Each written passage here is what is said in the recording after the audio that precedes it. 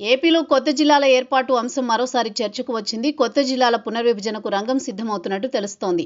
ఎన్నికల సమయంలో ఇచ్చిన హామీల మేరకు కొత్త జిల్లాల్లో మార్పులు చేర్పులు కసరత్తు ప్రారంభమైనట్టు సమాచారం.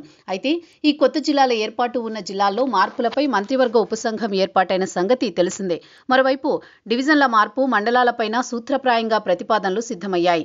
కొన్ని నియోజకవర్గాలు తిరిగి పాత జిల్లాల్లో కలవనున్నాయి. ఇప్పటికే పెద్ద ఎత్తున ప్రజాభిప్రాయ సేకరణ, ఒకవైపు మంత్రుల ఉపసంఘం జిల్లాల్లో పర్యటించి వినతులు స్వీకరించింది. ఇంకోవైపు ఆయా జిల్లా కలెక్టర్లు సైతం వినతులు స్వీకరించారు. దీంతో కొత్త జిల్లాల ఏర్పాటు, రెవెన్యూ డివిజన్లో మార్పు, మండలాలపై జనవరిలో అధికారికంగా ప్రభుత్వం నిర్ణయం వెల్లడించే అవకాశం ఉంది. వైఎస్ఆర్ కాంగ్రెస్ హయాంలో 13 జిల్లాలను విభజిస్తూ 26 జిల్లాలుగా మార్చారు. అయితే జిల్లాల ఏర్పాటులో హేతుబద్ధత పాటించలేదన్న విమర్శ ఉంది. అందుకే తాము అధికారంలోకి వస్తే ప్రజాభిప్రాయానికి అనుగుణంగా జిల్లాలు ఏర్పాటు చేస్తామని చంద్రబాబు హామీ ఇచ్చారు. ప్రస్తుతం ఉన్న 26 జిల్లాలకు తోడు మరో 6 జిల్లాలు కొత్తగా ఏర్పాటు కానున్నాయని తెలుస్తోంది. ప్రధానంగా ప్రతిపాదిత కొత్త జిల్లాలుగా పలాస, అమరావతి, గూడూరు, మదనపల్లి, రాజంపేటలు ఉన్నట్టు తెలుస్తోంది.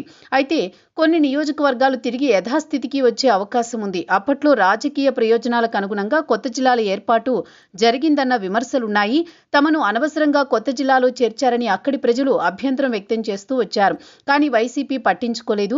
మరోవైపు సుదూర ప్రాంతాల్లో ఉన్న కేంద్రాన్ని రెవెన్యూ డివిజన్ కేంద్రంగా ఏర్పాటు చేశారన్న ఆరోపణలు ఉన్నాయి. అయితే వీటి విషయంలో ఎంతమాత్రం తాత్సారం చేయకూడదని కూటమి భావిస్తోంది. జనవరిలో కొత్త జిల్లాల ఏర్పాటుపై స్పష్టమైన నిర్ణయాన్ని ప్రకటించేందుకు ప్రభుత్వం కసరత్తు చేస్తోంది.